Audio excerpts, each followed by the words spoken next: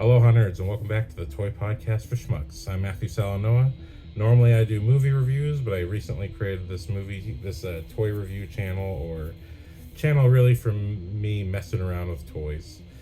And I wanted to talk a bit about this new diorama I've just made. I've been wanting to make it for a really long time. And it's the Batcave, inspired by Christopher Nolan's Batman Begins, with a touch of The Dark Knight Rises. Although I loved the Bat Caves from all the previous movies, especially the Burton and Schumacher, I thought those are the best. I mean, I love the Batman 66. Granted, it's dated, but it is still a fantastically designed set. But definitely, while I thought Keaton's Batcave was great, and I thought Schumacher's Batcave was even better. Schumacher, don't owe me any apologies. Let me just say that. Rest in peace. I think he did a great job.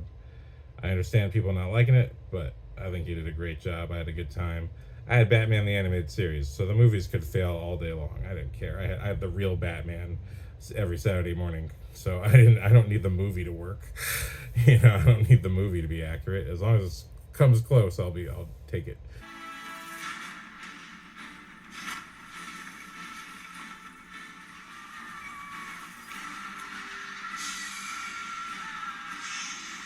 It's not the first Batman I saw in theaters, but it was the first Batman I saw in theaters as a teenager.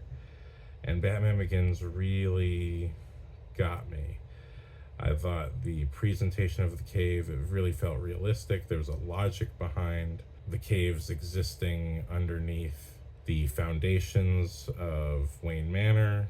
And when you go into the bonus materials of the DVD, they talk about how actually, logically, the cave was probably full of water, that they drained it out so that they could build the foundations of Wayne Manor. And I thought, well, that's interesting. That's cool. I love the look of it. I thought Christopher Nolan's vision for Batman, which he made with David Goyer and his brother and the production designer, whose name is escaping me right now.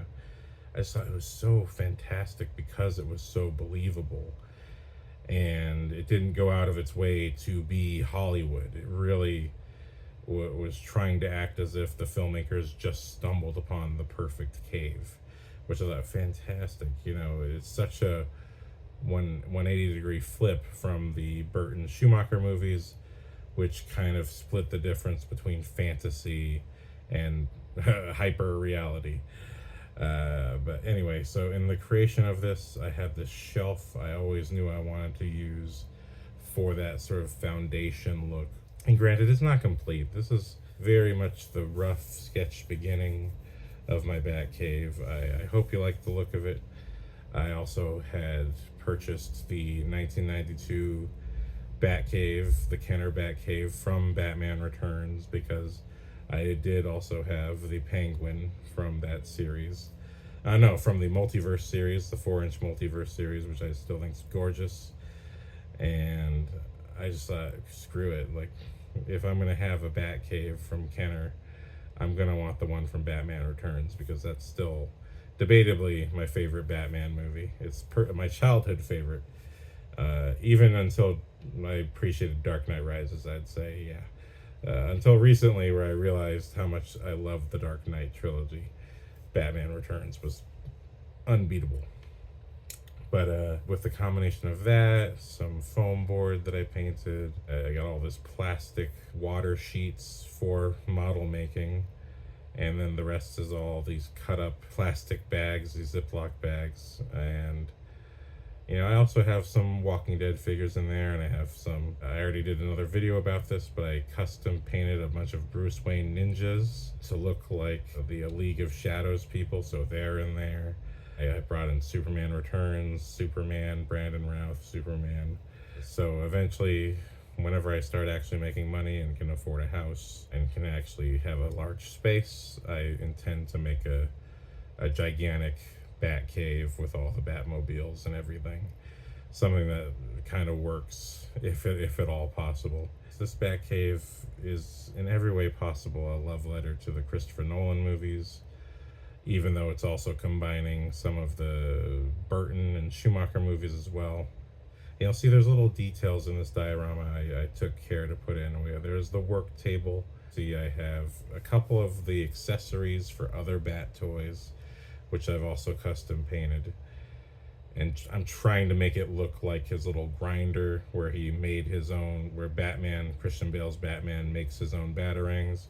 You'll see I have a batarang already lodged inside the concrete, which is, I don't know if it's exactly the concrete wall that he throws it in Batman Begins, but it's as a reference to that moment. That's why that's there.